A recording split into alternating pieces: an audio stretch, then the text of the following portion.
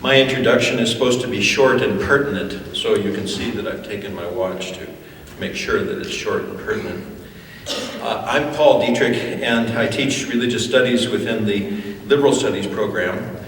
Tonight is the fourth installment of this year's President's Lecture Series, and I would like to thank President and Mrs. Dennison for their ongoing support of this unique cultural and intellectual institution on our campus.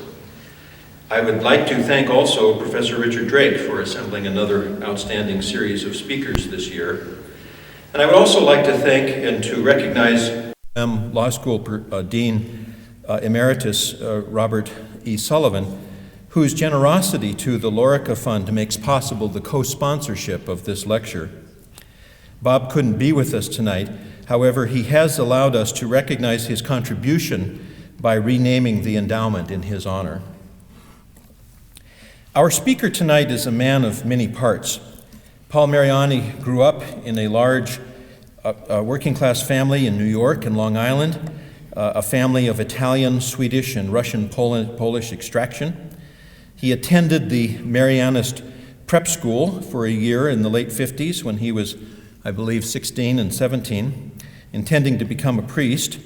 He credits his change of mind in part to the opportunity to date girls from the local high school in the summer, and he also acknowledges the influence of Elvis Presley's Love Me Tender.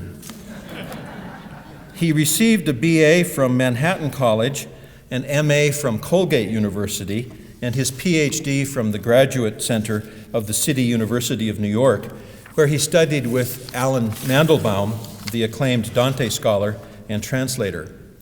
He also studied with Irving Howe, the Victorian novel, courses on the Victorian novel. He taught at Lehman College, where his students included Frank Serpico, and Hunter College, before moving to UMass Amherst, where he taught for 32 years before coming to Boston College in 2000. His awards include a Guggenheim Fellowship and several NEA and NEH fellowships.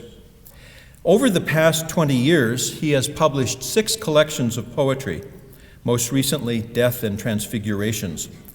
He has published over 200 critical essays and reviews, a number of which have been collected in several volumes, most recently God in the Imagination, Poetry, Poets, and the Ineffable. Paul Mariani has also published biographies of William Carlos Williams, John Berryman, Robert Lowell, Hart Crane, and Gerard Manley Hopkins, and he is at work on a biography of Wallace Stevens. He has also written about Robert Penn Warren, Robert Creeley, Thomas Hardy, Robert Frost, Galway Kinnell, Rilke, Thomas Merton, and Robert Pack, among other poets. This list hints at his range of modern interests, but listen to this description of a seminar he taught this year at Boston College on poetry and the Catholic tradition. This is the course description.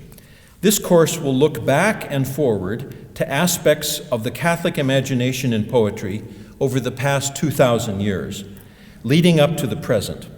It will mean a fresh look at everything from the prelude to St. John's Gospel, to St. Augustine, St. Francis, Hildegard of Bingen, Dante, Chaucer, Villon, John of the Cross, Shakespeare, the Jesuit martyr Southwell, the Metaphysicals, Donne, Milton, Dryden, Coleridge, Hopkins, Thompson, Johnson, Chesterton, David Jones, Auden, T.S. Eliot, Peggy, as well as those who co-opt Catholic imagery and themes for their own work, such as Yeats, Hart Crane, Williams, and Stevens.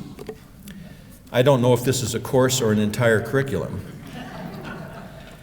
He has also written in an account entitled 30 Days on retreat with the exercises of St. Ignatius, which helped him prepare to tackle the biography of the Jesuit poet Gerard Manley Hopkins. Mariani wrote a commentary on the complete poems of Hopkins as part of his doctoral dissertation, which was then revised and published in 1970. The biography that he has written will be released nationally this Thursday. This is over 40 years of worrying the poetry of Hopkins like a loose tooth. We are fortunate to have advance copies for sale in the lobby after tonight's lecture, which Professor Mariani has graciously agreed to sign. The biography is dedicated to Father Paul Mariani, S.J., of the California province of the Jesuits, our speaker and his wife Eileen's eldest son. And we are pleased to have Eileen with us tonight as well. The November issue of the Atlantic Monthly contains the following mini review of this new biography of Hopkins. Few English poets can match Gerard Manley Hopkins for passionate expression of feeling and for inventiveness of form and language. Even fewer have his gift for distilling intense joy and religious feelings into luminous verse. A convert to Roman Catholicism, Hopkins eventually became a Jesuit priest. In Mariani, the review goes on to say, a poet and accomplished biographer of poets, the Victorian master has found his ideal biographer.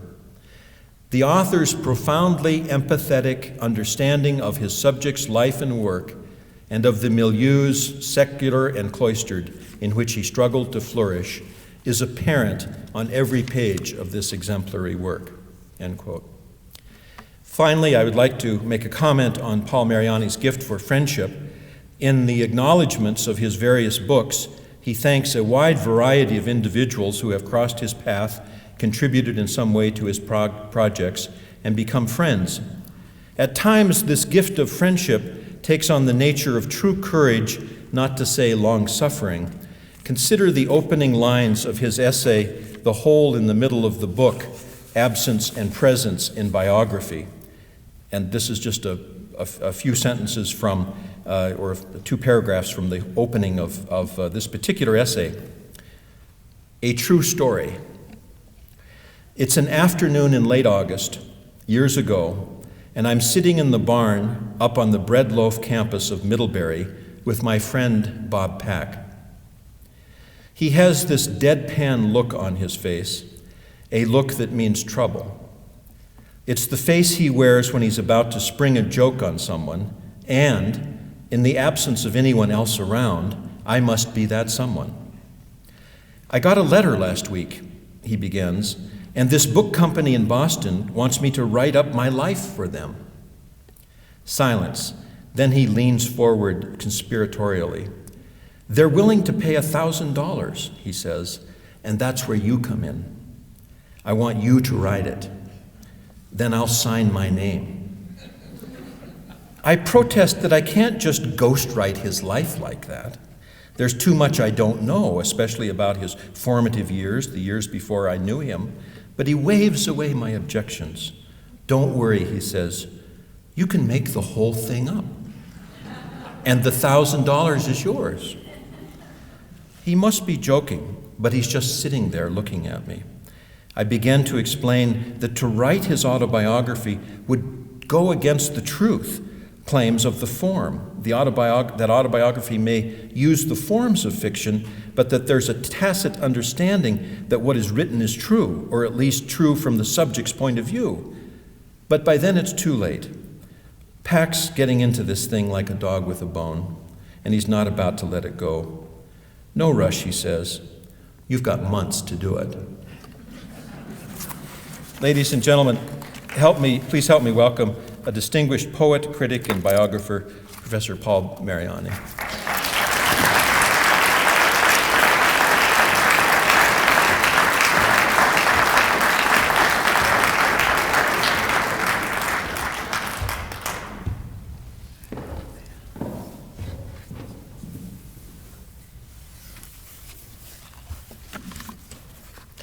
Good evening.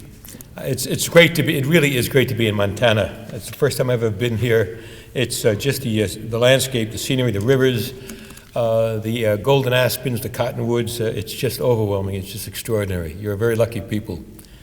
And I want to thank President Dennison and his wife for a wonderful dinner tonight, and for inviting me here, and also Paul Dietrich, Robert Pack, with whom I stayed. My wife and I stayed for 2 days. Richard Drake, and so many other people that I met today. It was so friendly. I know I was walking across the bridge and to find the DoubleTree, and I just asked a student how to get there, and he was so friendly. I mean, it was like another world. It was like I was in paradise or something. You don't get that as much in New York City, for example. So thank you. It's great to be here.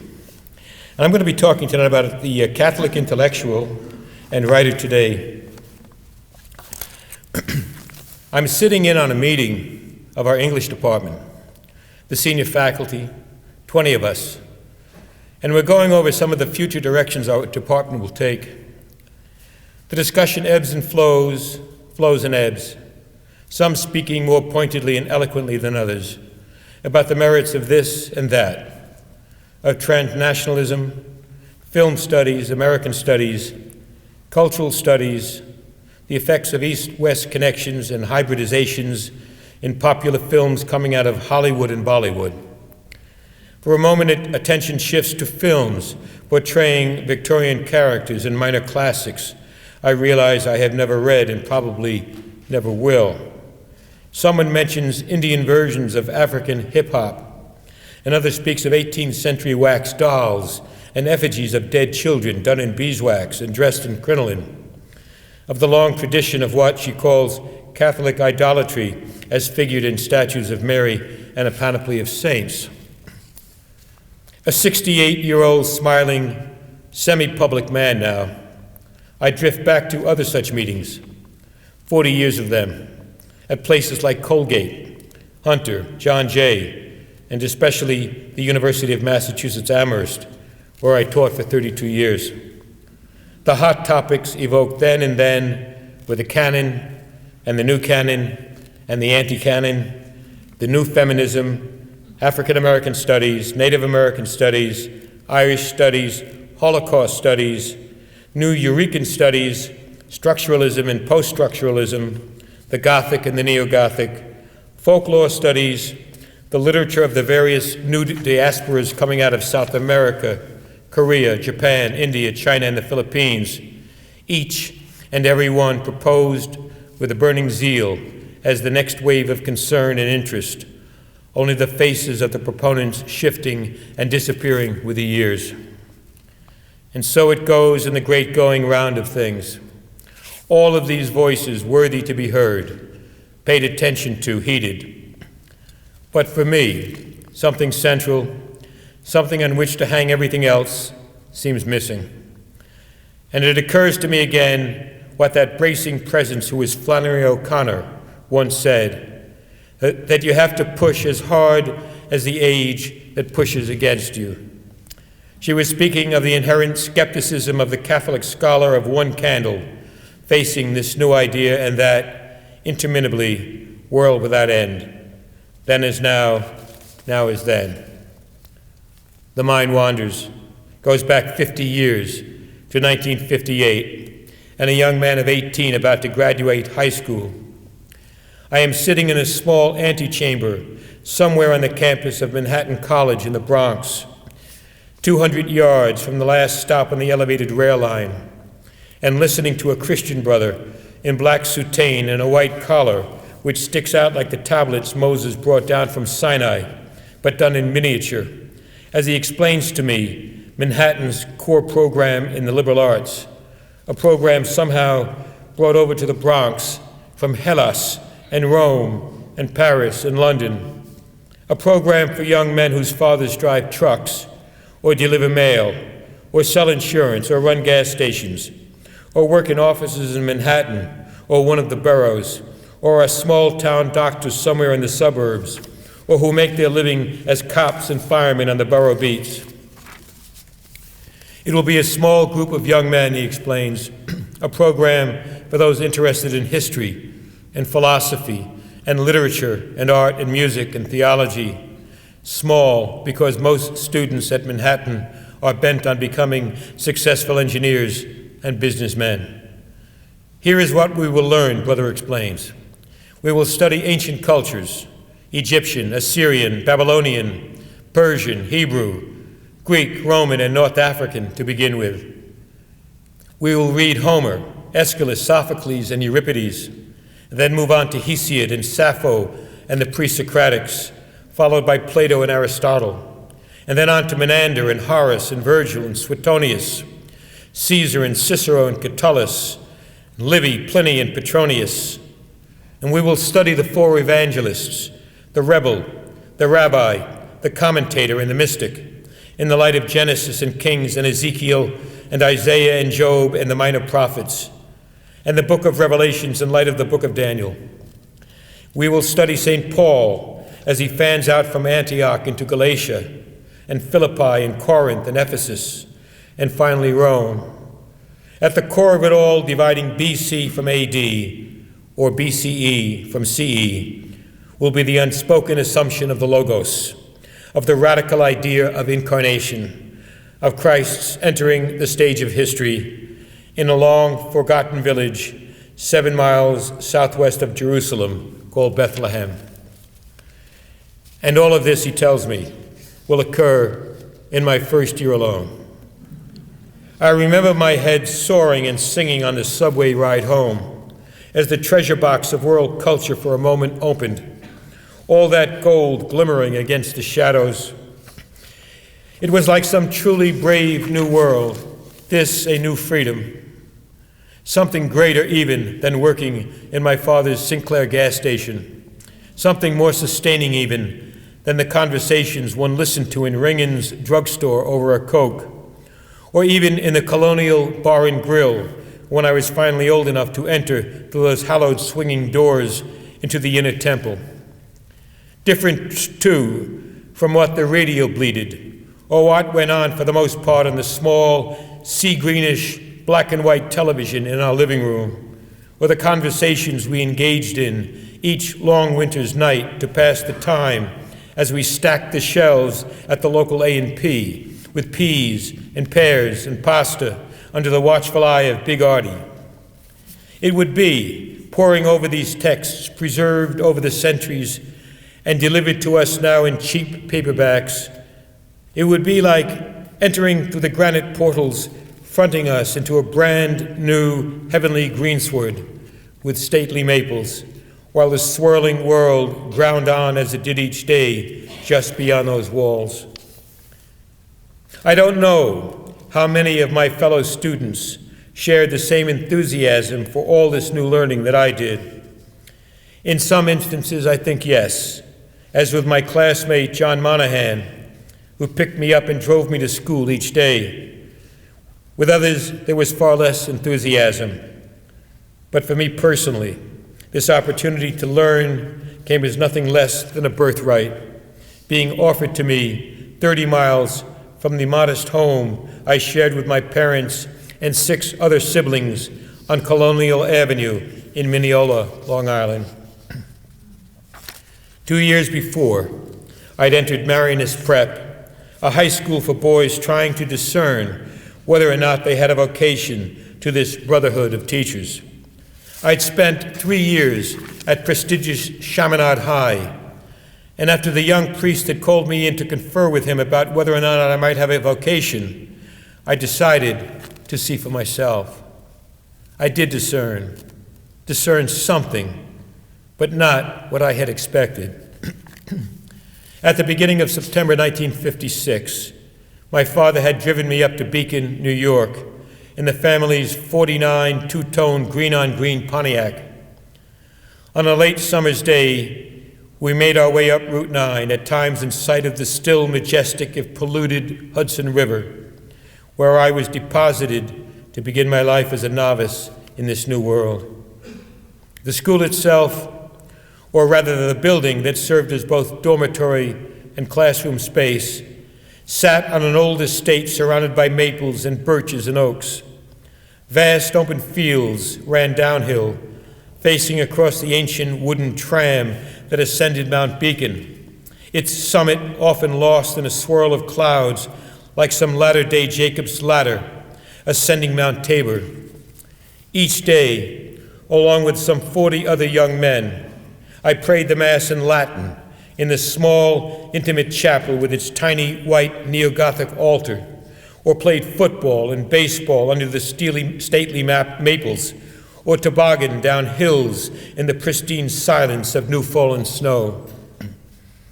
I read Virgil in my faltering Latin, learned about the KKK and the Communist Party and the FBI, worked in the antiquated room that stood in for our physics lab, painted huge watercolor murals for Halloween and Christmas.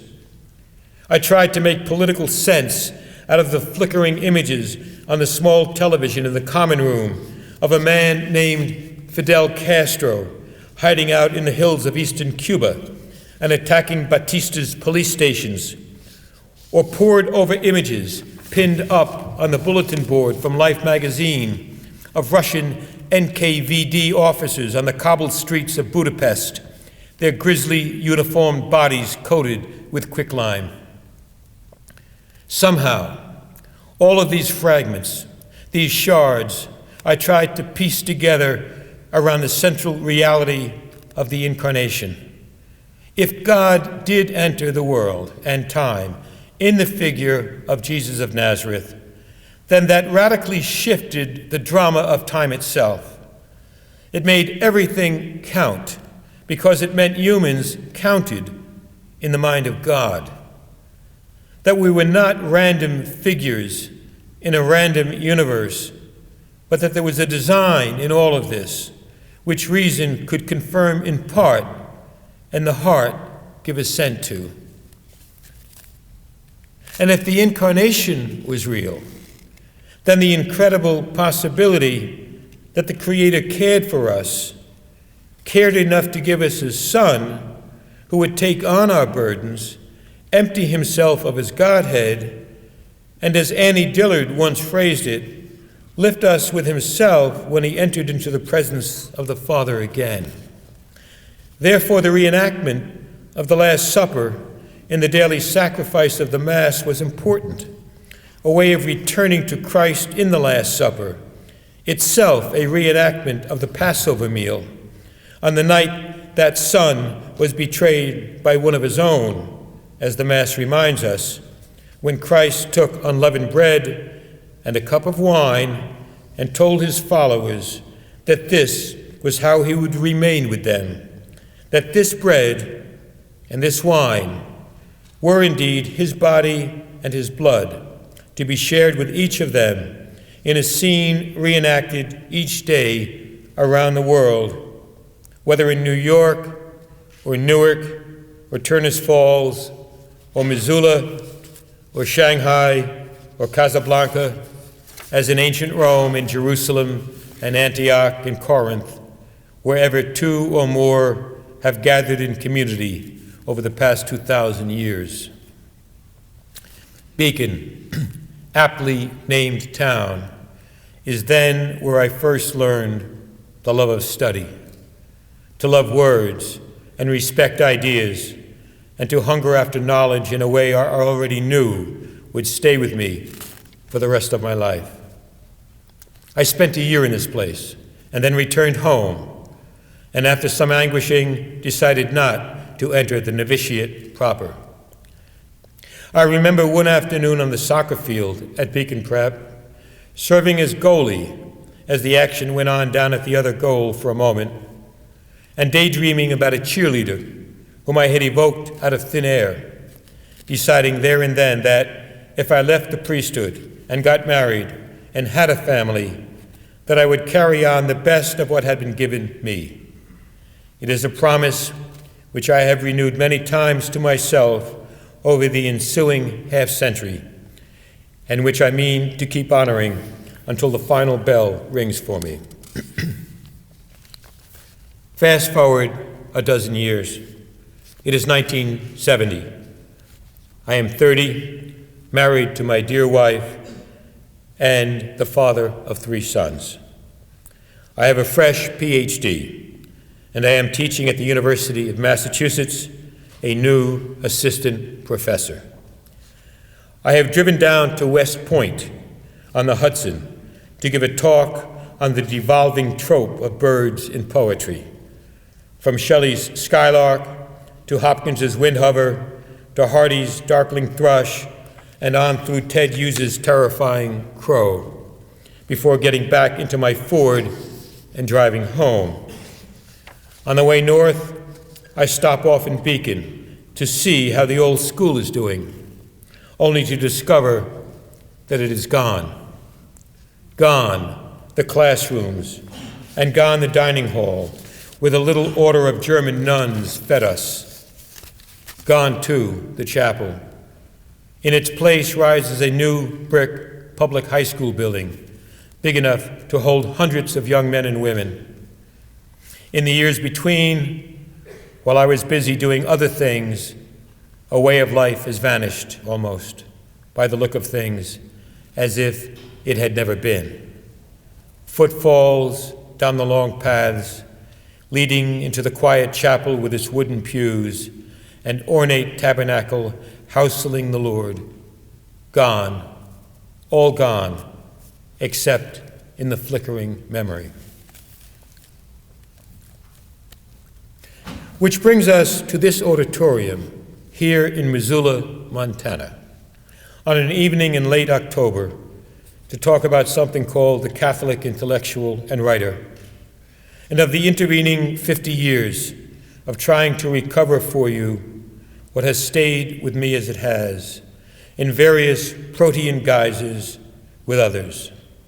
A treasure house of still vital traditions which seems too often to have been either neglected, covered over with the sands of time, or to shift the image, plowed under, leaving only golden glitters here and there, fragments shored against one's ruins, to be pieced together once more into a complex, exciting, reworked, and revivifying pattern.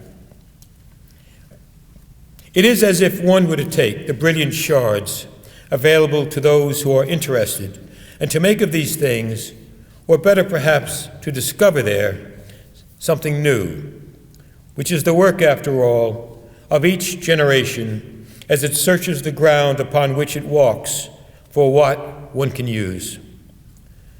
I think of the young poet, Robert Lowell, still burning with the first flush of his conversion to the Catholic faith, raiding the scholastic treasury for theological terms he could bring to bear on the new critical reading of contemporary literature. At 25, he had pored over Hopkins's terrible sonnets and the Wreck of the Deutschland until their theological insights had found their way into the language and vision of his own religious ode, Quaker Graveyard in Nantucket, which is as much about the mortal costs of America pursuing a policy of murderous innocence in its pursuit of the forces of evil, as it is an elegy to his cousin Winslow, who died during the war. Lowell saw, too, that while Hopkins's new-sprung rhythm was important, it was also a part of Hopkins's reading of inscape and in-stress in the very nature of language. In other words, nothing less than a renewed and energized language which could provide a deeper way of seeing into the nature of reality, including the social, moral, and political reality of things. So it is with what Catholics call the sacramental reality of things, a looking further and deeper into the nature and interconnectedness of things, with the belief, perhaps the understanding, that what at first seems random is in fact connected at some very deep molecular and spiritual level, that life is sacred, and that things and events and people do matter, though we may not always understand how. In this tradition, there is a long and time-honored list of Catholic writers who also matter, from the Church Fathers to St. Augustine and Albertus Magnus and St. Victor, to Dante and Chaucer and Shakespeare and Donne and Herbert and Crashaw, and Francis of Assisi, and John of the Cross, and Catherine of Siena, and Teresa of Avila, and Villon, and Dostoevsky. And so on through John Henry Cardinal Newman, and Father Gerard Manley Hopkins, and Hilary Belloc, and G.K. Chesterton, and George Bernanos, and T.S. Eliot, and closer to our own time, the figures of Dorothy Day, Flannery O'Connor, Thomas Merton, Wallace Stevens, Walker Percy, Annie Dillard, Denise Levertov, Mary Gordon, Alice McDermott, Mary Carr, Franz Wright, and Ron Hansen, to speak only of Western literature.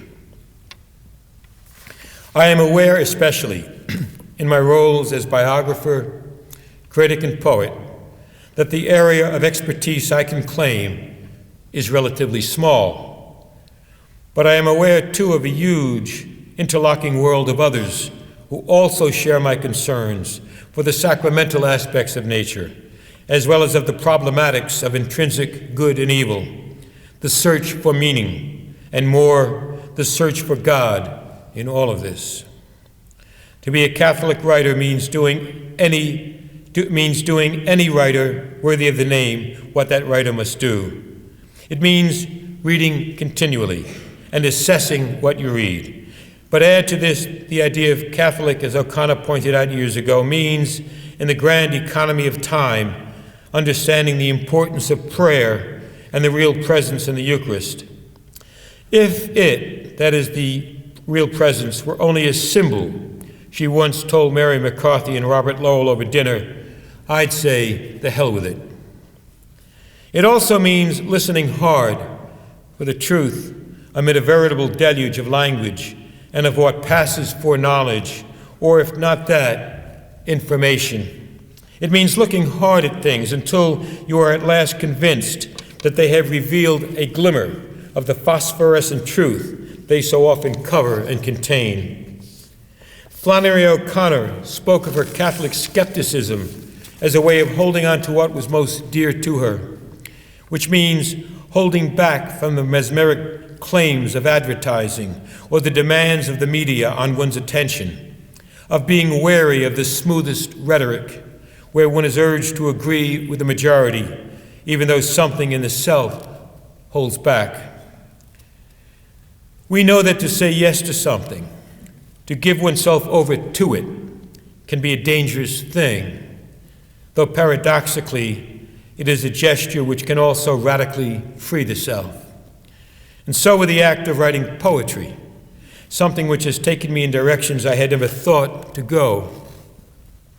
I began writing poems 35 years ago, when I was in my mid-30s, just after my grandmother, my mother's mother, died from the effects of advanced alcoholism. I loved the woman who had often served as a guardian angel for me, and I wanted to honor her memory, to hold back in words and music something of that resilient spirit of hers that had, against the odds, weathered so much pain and disappointment before death knocked on her apartment door. I remember sitting at my brother's dining room table, getting ready to go to the funeral, and trying to understand why I had wept so furiously at the wake the night before. And to try to understand, I found myself sitting down with a blank piece of paper and a pen and writing the poem Emily, which opens with a boy of 7 sitting at a kitchen table in a dark 5th-floor tenement building on Manhattan's East Side, 53rd Street, between 1st and 2nd Avenue, a Civil War brownstone, long torn down to be replaced by something more chic and modern. On the scratched tin-top table, she had spread out a feast of sweet jam, A&P cherry jam, I remember, as she questioned me on how my parents' troubled marriage was faring. By the time I wrote those lines back in 1974, half a lifetime ago, my parents had divorced after 35 years of marriage and 7 children. Somehow, the words on the page I wrote that morning brought with them a certain comfort and even unexpected joy that though something had been lost, something too had been recovered. Excuse me.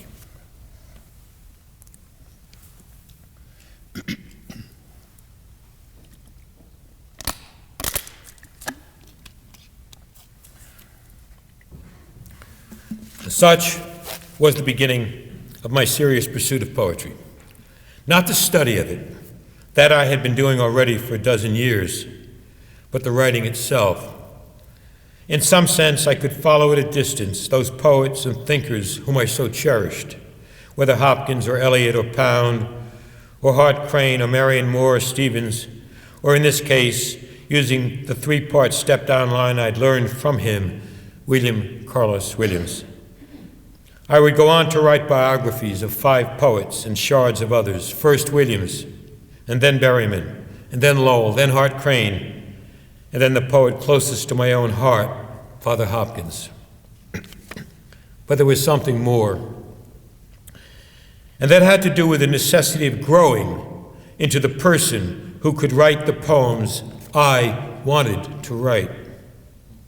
Once, sitting in a pub in Amherst, Massachusetts, with the Irish poet John Montague, I showed him one of my poems about being a father to 3 sons. He looked it over, nodded, then handed the poem back to me. 11 years my senior, he too wanted to write about what it meant to be a father, he told me. But first, he would have to grow into the poet who could do that.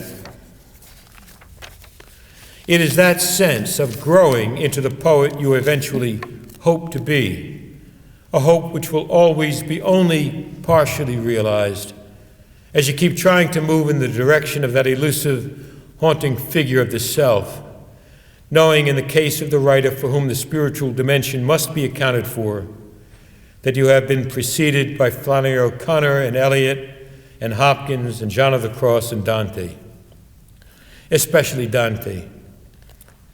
Here's a poem I'd like to share with you, which captures something of this challenge and which owes much of its direction to my having had Alan Mandelbaum, the Dante scholar and translator, for my mentor. It's called Silt, and I wrote it after suffering a deep vein thrombosis, just weeks after taking my new teaching position at Boston College, 85 New England miles from home. How it steals up on you, this mortality, dropping its calling card, say after the flight back from your friend's wedding, 6 kinds of wine on a stone veranda overlooking the starlit sea, while migrants labor in the fields beneath. One morning, you bend down to lace your sneakers and find your legs stiff as a baseball bat. How many times you told yourself death wouldn't catch you unaware, the way, alas, it did so many of your friends, that you'd hie yourself off to the hospital at the first sign of trouble. And then when it should happen, as it has, you go into denial once again, while your poor leg whimpers for attention, until at last you get the doctor, who finds a 14-inch blood clot silting up your veins there on the sonar. Mortality's the sticking thinners twice each day into your stomach, until the skin screams a preternatural black and blue. Mortality's swallowing the stuff they use to hemorrhage mice. It's botched blood tests for months on end. Admit it. What's more boring than listening to another's troubles, except thumbing through postcards of others on vacation? Friendly Finland, Warsaw in July. Mortality's my leg, her arm, your heart. Besides, who gives a damn about the plight of others except the saints and God? But isn't death the mother of us all?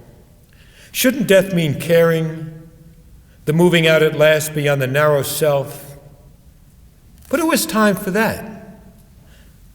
6 wines on a stone veranda, stars, a summer moon high over Santa Monica, cigars from verboten old Havana, live jazz. That's what one wants. That and not some blood clot clogging up one's veins. No poet will ever touch again what Dante somehow touched there at the Paradiso's end.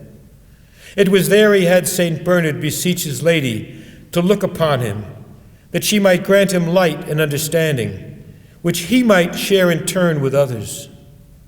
Lady, cast thine eyes, I pray thee, down towards me. I cannot take much height, though God knows I've tried.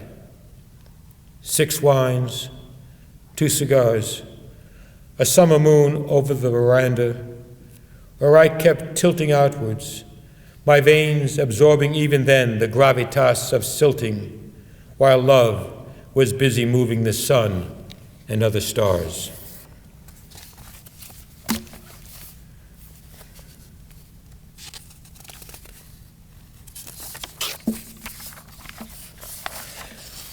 L'amor che muove il sole e le altre stelle.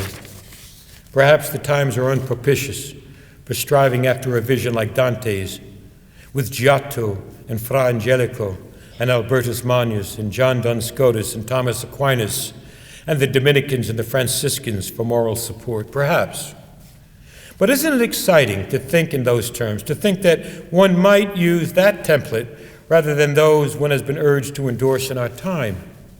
Certainly Eliot understood this, which is why he kept a copy of Dante in his coat pocket and read from him each lunchtime at Lloyd's of London, where he clerked. If we are what we eat, then how much more are we what we read, watch, or listen to?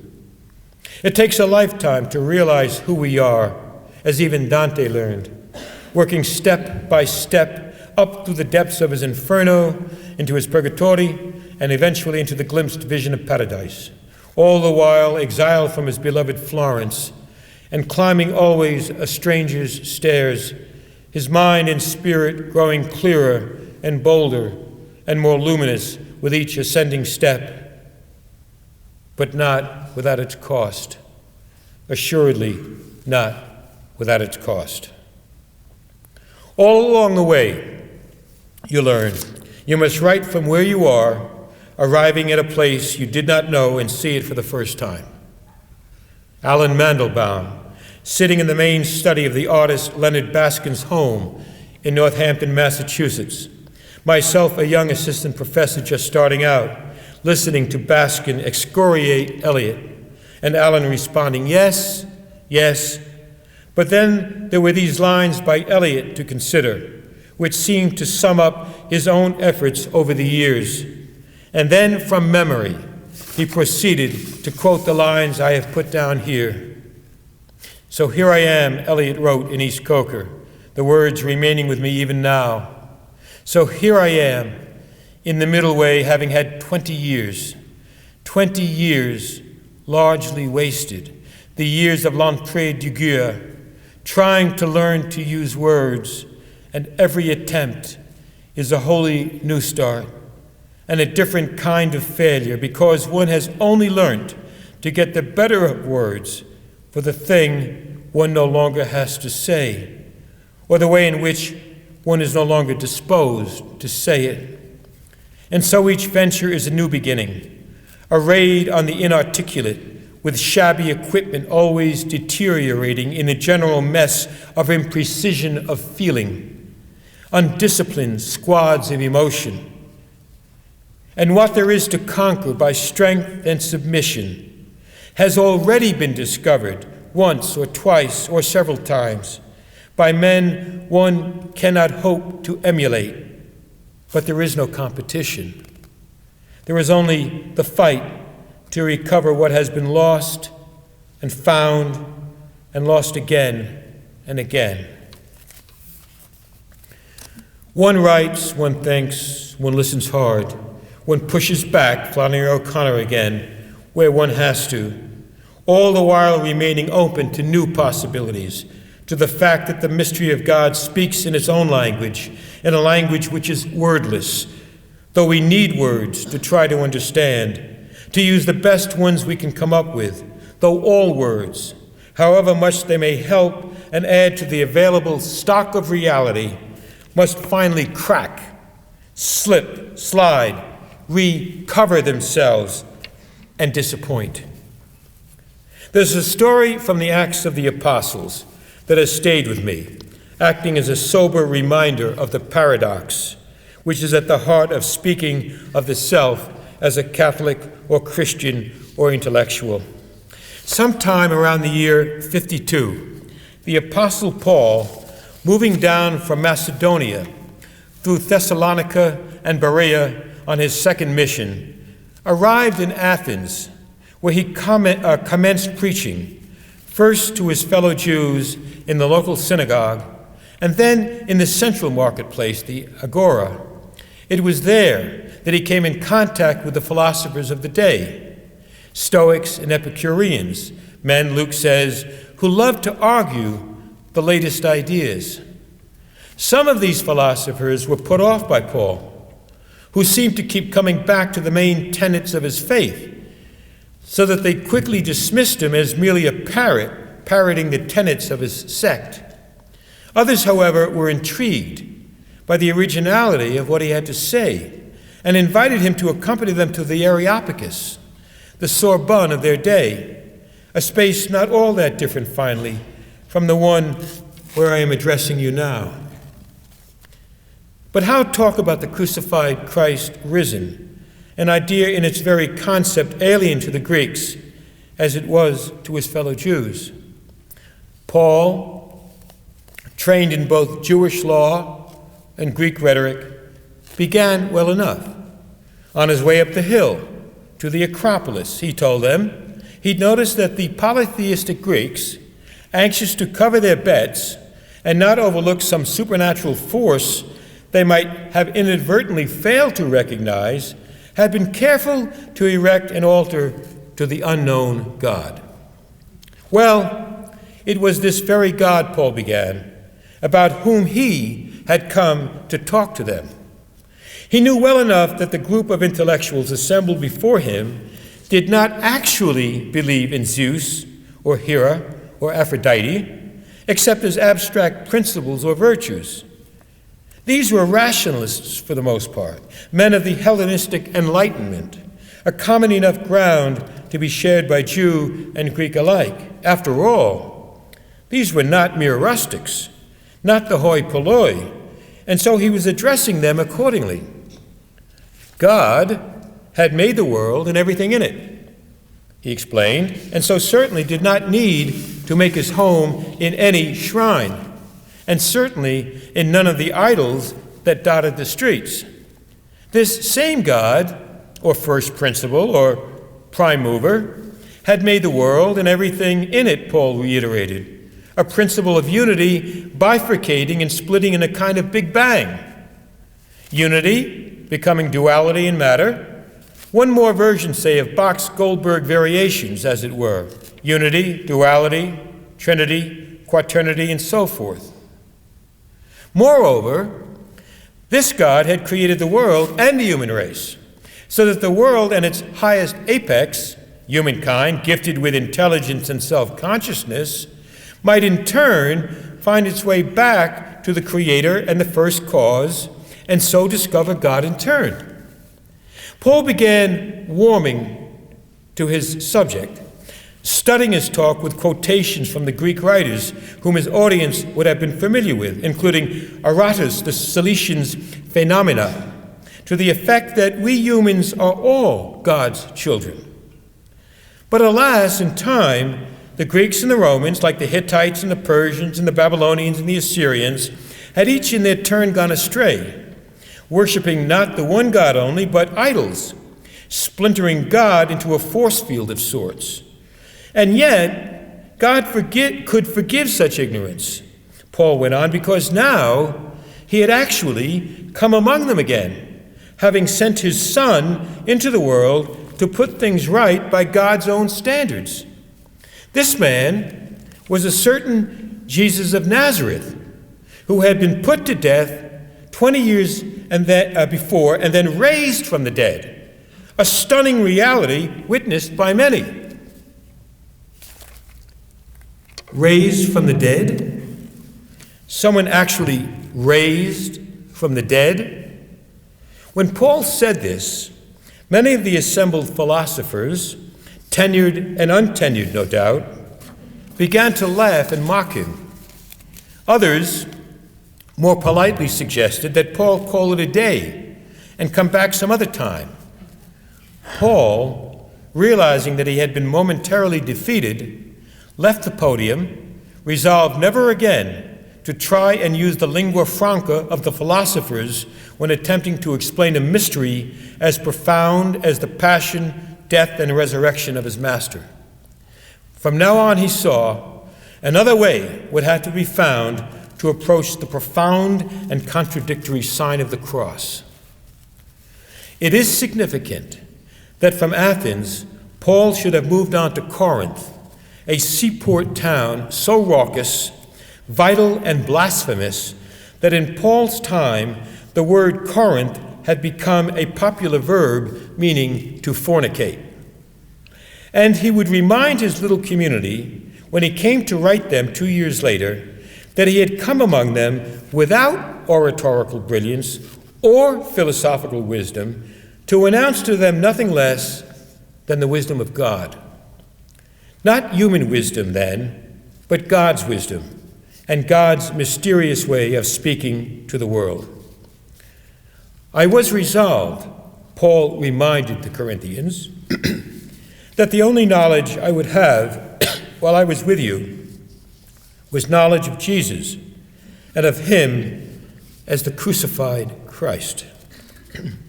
And so Paul, having learned his lesson, had addressed them in fear and trembling, proclaiming what he had to say not by philosophical argument, not by thesis and counterthesis, linguistic nicety, or by deconstruction, but to try and demonstrate the convincing power of the Spirit, so that your faith should depend not on human wisdom, but rather on the power of God.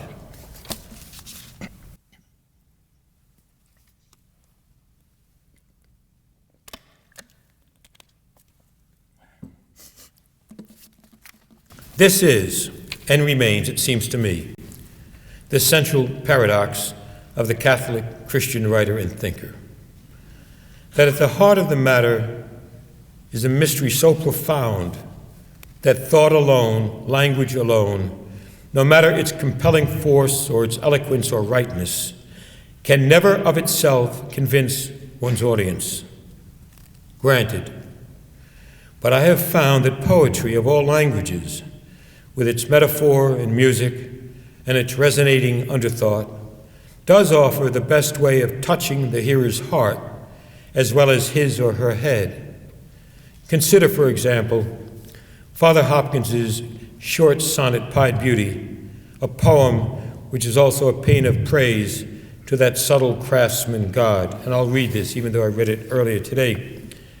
Glory be to God for dappled things, for skies of couple color as a brinded cow, for rose moles all in stipple upon trout that swim, fresh fire cold chestnut falls, finch's wings, landscape plotted and pieced, fold, fallow, and plow, and all trades, their gear and tackle and trim, all things counter, original, spare, strange, whatever is fickle, freckled, who knows how, with swift, slow, sweet, sour, a dazzle dim, he fathers forth whose beauty is past change.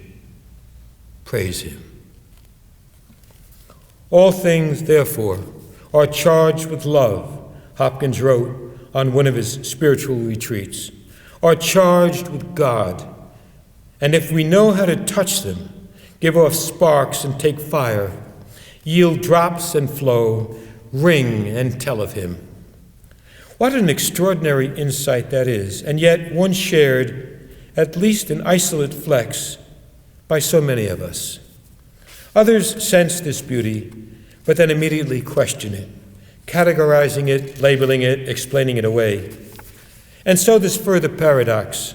that while we hone our critical and rational and linguistic skills, we have to be reminded from time to time, with all humility, that unless we become again as little children, that is, keep that sense of awe and wonder before the mystery of creation we had when such things were really fresh to us, we cannot enter heaven.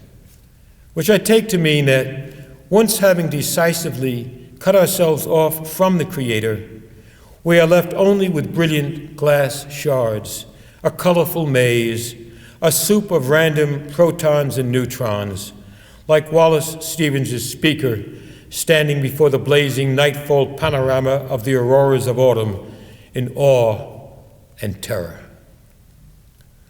Hopkins, too, knew what it meant to face the Kantian sublime, the sense of powerlessness before whatever forces sought to overwhelm us, whether the sheer terror of those twin towers collapsing on themselves at the prow of Manhattan, or the scandals that have rocked the Catholic Church, and if the truth be known, many of the churches of our brothers and sisters, or the fear that attends a global market which bangs and tumbles up and down as if its central cog were broken.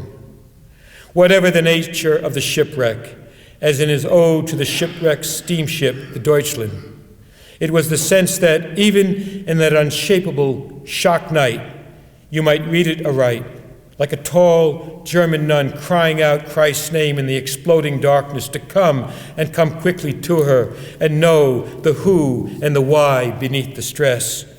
The sense of God's presence in all of this, that this was not a random act, but something that went beyond the shipwreck, went deeper even than the extremity of the situation unfolding, was being watched over by a caring God who had, after all, so loved us that he had sent and was sending again his own Son into that same windswept world. But how come to such a realization? And then, how speak of it convincingly to the world? This is what I meant by saying that the Catholic writer, like any writer, must grow into that voice.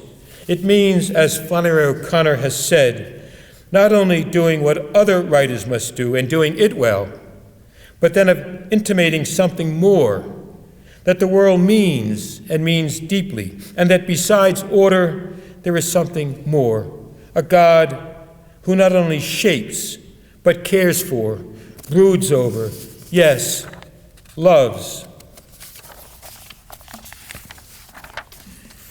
Loves his creation, and loves us as well. And that in the midst of tragedy, summed up in the image of shipwreck for Hopkins, whether literally or metaphorically, as in his being shipwrecked in Ireland, across my foundering deck shone a beacon, an eternal beam, Hopkins wrote from Dublin one afternoon in late July, 10 months before his death. A beacon, a crossbeam, gleaming in the darkness of depression, so that he could say, enough, enough, let flesh fade and mortal trash fall to the residuary worm. Yes, let the world's wildfire, the Heraclitean flux of life, burn everything in a cosmic bonfire and leave behind only ash. No matter, for like Paul, he saw into the mystery of things, that in a flash, at a trumpet crash, I am all at once what Christ is, since he was what I am, and this Jack, joke, poor potsherd patch, matchwood, immortal diamond, is immortal diamond.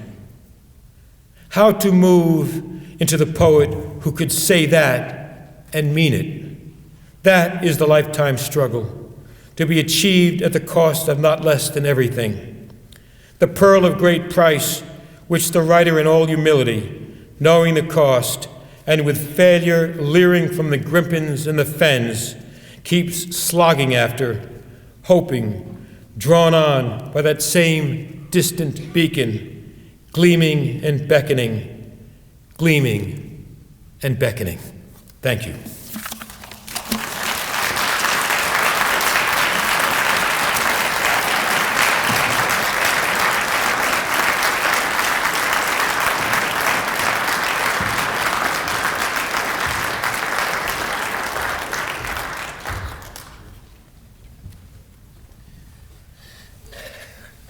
is Immortal Diamond.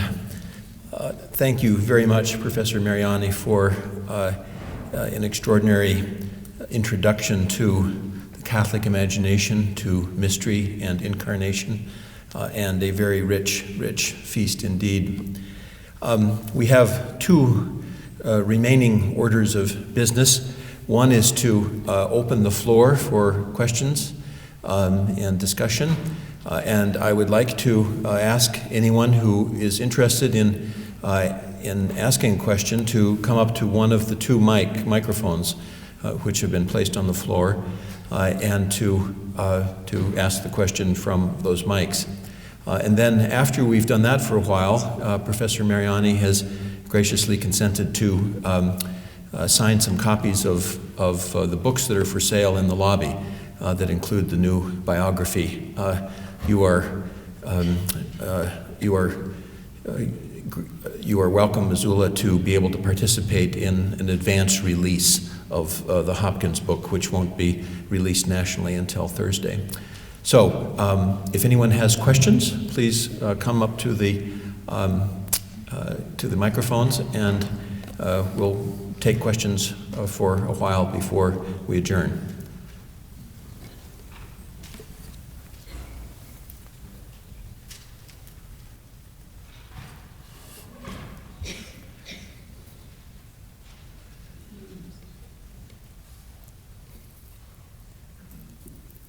Is this on? Okay. I noticed that all your biographies had been about like Catholic male writers. Have you ever had an interest in writing about Catholic female writers, like you mentioned Flannery O'Connor? I was just wondering if you'd had any ideas about those projects. Would you repeat it? She's interested in whether or not you've been interested in writing about Catholic female writers, like Flannery O'Connor. Yes, okay. Yes, I'll tell you, the figure that I would really love to have written a biography of is Flannery O'Connor. I just love Flannery O'Connor so much. But I tell you, as a biographer, you have to look at what the problems out there might be, and it's a real difficulty with the estate of Flannery O'Connor. Very, very tricky, and. If you spend 10 years, say, doing the life of William Carlos Williams, you realize you don't have that many decades. You've only got so many decades to go around. And I was at a conference about Flannery, in honor of Flannery O'Connor a few years ago, and I saw that there were real internecine strifes going on there. And I just said, I can't do it. I mean, it will probably take me 5 years just to get the permissions necessary, and I just couldn't do it. So, I would certainly I'm very much interested in writing about Flannery O'Connor, but not necessarily a biography, okay? Also, I'm very much interested right now in Denise Levertov, who died in 1997. Her work is extremely moving. I remember being on a retreat once, and I had taught Denise Levertov's work since the 1960s when she was an anti-war activist, during the Vietnam War. So I knew that side of Denise Levertov. But then there were these other extraordinary religious poems, and it was a priest who, in fact, introduced me to some of them. And he said, "I'd like you to meditate today on this poem by Denise Levertov on the Annunciation." And I was deeply struck by what she had done. And so, for example, this semester in a course that I'm teaching on the poetry in the Catholic tradition, I'm teaching Denise Levertov. So, yes, I would very much like to at least write a series of essays on, Dorothy Day's another figure that means a great deal to me. It's just a matter of time. So there we are, yeah. There's an essay in Professor Mariani's book on God and the Imagination called Toward a Sacramental Language, which the essay ends up with a consideration of Flannery O'Connor, and in particular a very funny excerpt from one of Flannery O'Connor's stories. So Flannery O'Connor is sprinkled around in Professor Mariani's essays. Yeah, there's another question here. Hello. You spoke of the necessity of personal growth for the creation of your poetry. As a critic of poetry and as a biographer of poets, how does your own writing fit into this equation? In other words, is it a necessary step in understanding the work and the lives of these poets more deeply, or is it a necessary byproduct, a need to create driven by a life of appreciation for the creativity of others? And if so, what is your anxiety of influence? Do you read and appreciate, or do you find a tinge of jealousy? Do you feel their shadow?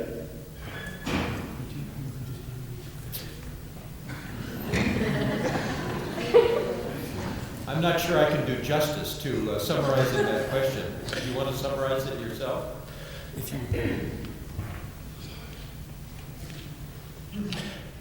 I guess the most pertinent question here is how does your own writing fit into the equation of your study? Do you see it as a necessary step in understanding the lives of the poets that you study, or do you see it as a byproduct of that study?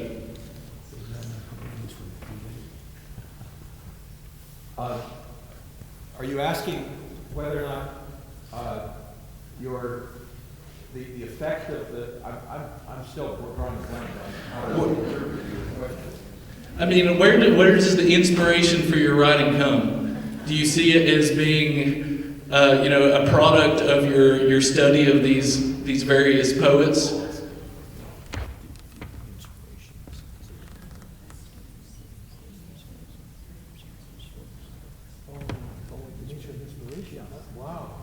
Oh, you know what? Okay. All right. Thank you. Thank you. Where does the inspiration come from? Boy, that's wow. That's a very good question. Let's see if I can. I suppose. Let's see. With Hopkins, it was the music. I just never heard. I had never read any poet that sounded like Hopkins. When I was 21 years old, it was brand new. The closest figure that came to Hopkins was Dylan Thomas, who was, who had just recently, died, so that the inspiration then came out of music, and then the desire to know more about that figure. There are with William Carlos Williams. Why did I spend 10 years on William Carlos Williams? Well, here's why. I was looking for an American poet who actually used the American idiom. In my classes, I'd been taught, Ezra Pound, and I'd been taught, Wallace Stevens, and I'd been taught T.S. Eliot and Hart Crane, etc. And then Williams comes along, and he's very much interested in lifting to the level of the imagination the language being spoken in Rutherford, New Jersey, and in Paterson, New Jersey, etc. And that was close enough to my own area to say, wow, this is worth listening to. And what is it that he's hearing, that Williams is hearing, that's different, say, from the Romantic, the British Romantic tradition, or what's different from, say, British English? Because, he believed that there was a profound difference. It wasn't just a matter of spelling or intonation. It went very, very deep in terms of phraseology, in terms of the flatness of the language. But Williams, as a diagnostician, as a doctor, baby doctor, had to listen very hard to keep hearing it and to say, what do I hear here that's vital? And how do I lift the language that we speak as Americans? And how do I lift that, to a new level of meaning, to a new level of poetry? And that was something that was dear to my own heart, because if I was going to write poetry, I wanted to write poetry that sounded like someone speaking. But, an American speaking, obviously now American means 50 states, so it would have meant someone from, the New York, New Jersey area, that kind of language. And so that was the thing that kept driving me. And of course, then, the more you start moving in that direction, the deeper you start looking at the man, what the man stands for, what chances he's taking. And the same was true of each of the poets that I did. Lowell, because of the fierceness of his religious insight as a young man. Even though I did the whole life of Lowell and he moved away from that towards the nihilism, it was that early insight, that early vision that kept me going. And the same thing with John Berryman with his dream songs. This guy who been raised was an altar boy out in Oklahoma. And when his father was killed, when his mother shot his father, that changed everything. Just changed everything for him, and he could no longer believe in God. And then to watch him as he begins to slowly be healed, slowly recover his sense of the majesty, the awe, and ending with extraordinary poems like the 11 Addresses to the Lord, which are some of the most extraordinary religious poems written in the American language. Hart Crane, because he's a visionary. He's an alcoholic. He's living on the fringes in New York City in the 1920s, the Jazz Age, and yet he's a mystic in many ways. Looking at the Brooklyn Bridge and seeing something in the sun coming over the East River of a transcendent nature. So, something captures your imagination with these figures. With Flannery O'Connor, it's her incredible humor, and just the honesty of the woman and the insights that she has. This is the thing that strikes me with Dorothy Day, too. These are tough women who see right to the heart of the matter. And they see things because they are women that men often don't see, which I find fascinating. Also, it helps me to kind of, broaden the spectrum. With Hopkins, it was the fact, I grew up at a time when it seemed that there were no Catholic intellectuals that I knew of, or any Catholic poets. And suddenly, here's one. This Father Hopkins, who had died of typhoid at the age of 44, working in the slums of Dublin.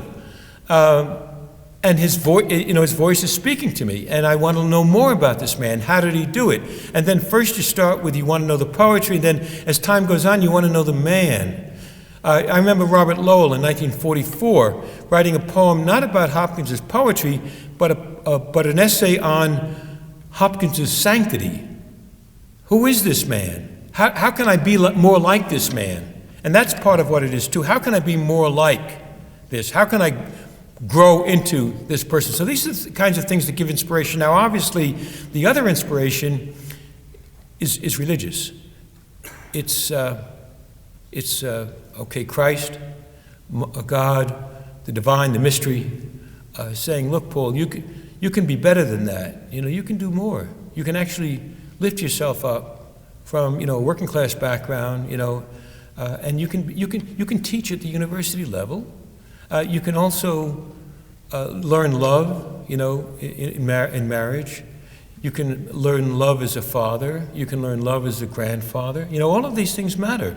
But you have to grow into them step by step. As my wife used to say, listen, fake it until you make it,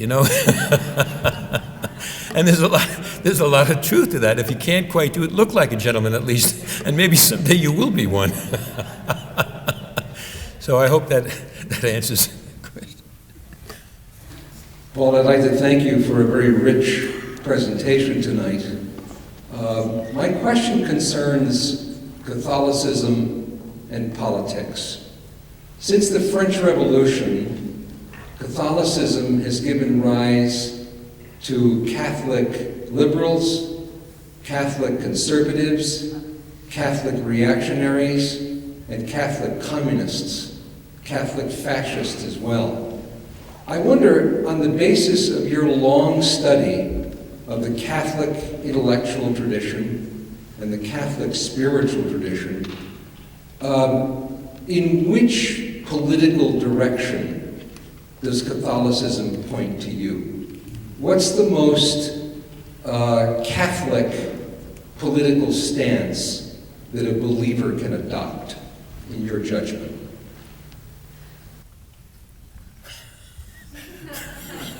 Wow, that's a very, very good question. I'll try to answer it. I don't think I've ever articulated that directly, so I'm going to have to kind of bumble through it. But, okay, let me give you an example. And it's actually given to me by William Carlos Williams.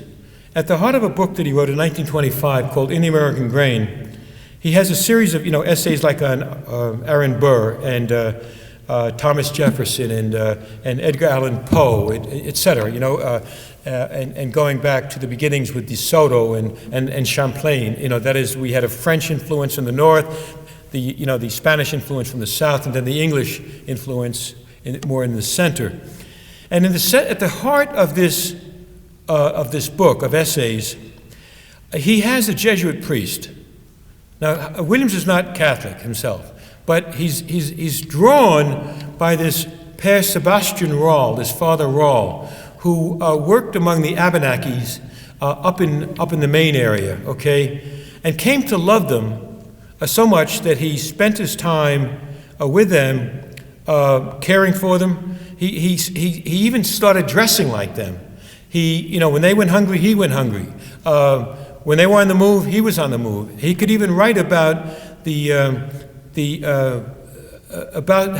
what great warriors they were. He was finally, and he wrote the Abenaki French dictionary. He wanted to get the languages, so that the people could understand each other. And he tells the story, that as Williams does, that Père Sebastian Rall had gone with a group of the Abenakis to Swan Island, and there they were to meet the British and also those Native Americans who were allied with the British.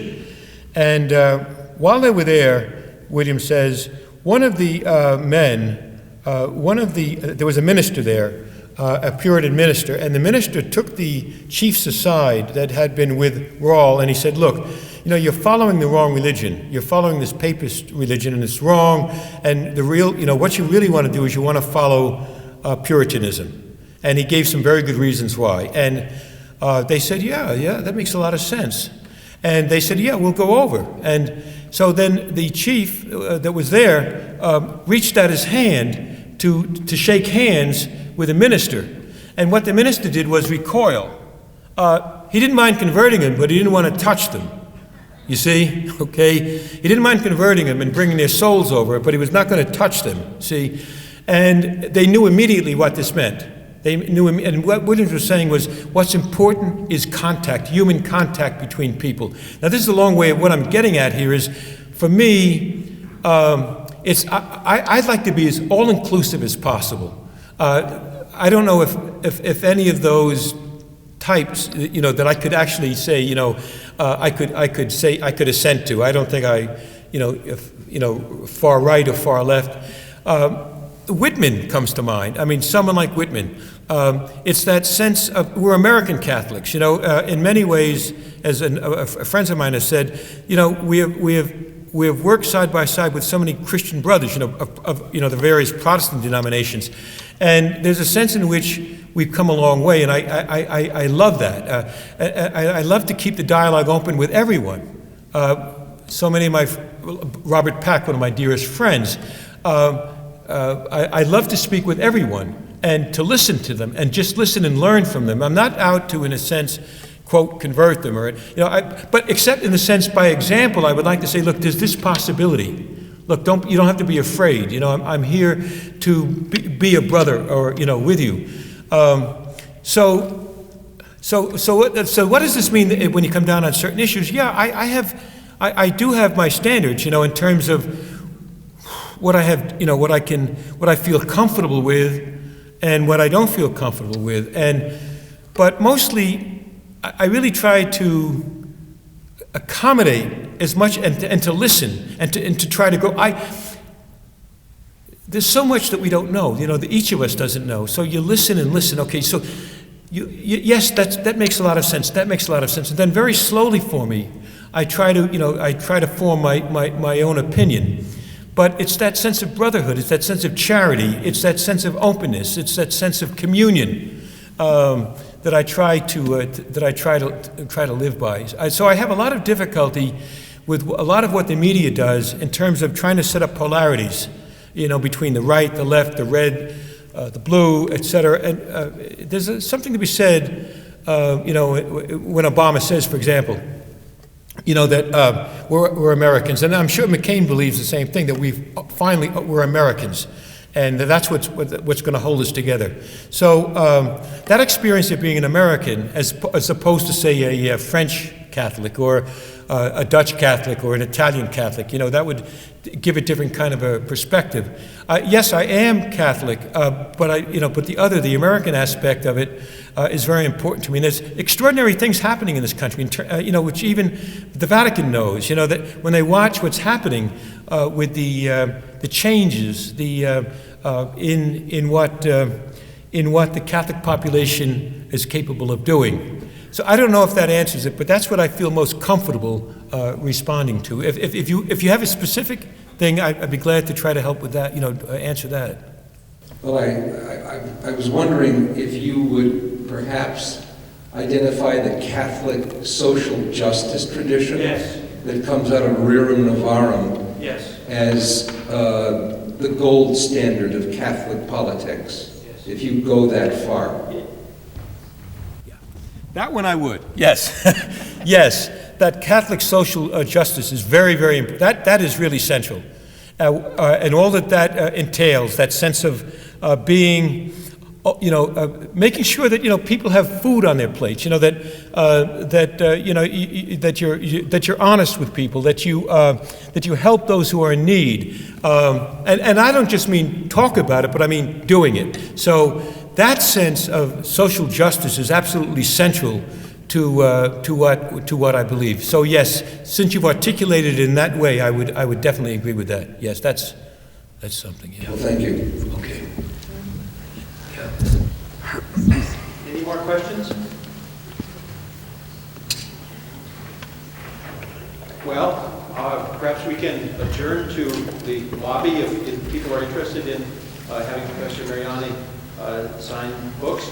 But I would like you to join me once again in thanking Professor Mariani for coming out from Massachusetts and joining us for this lecture tonight.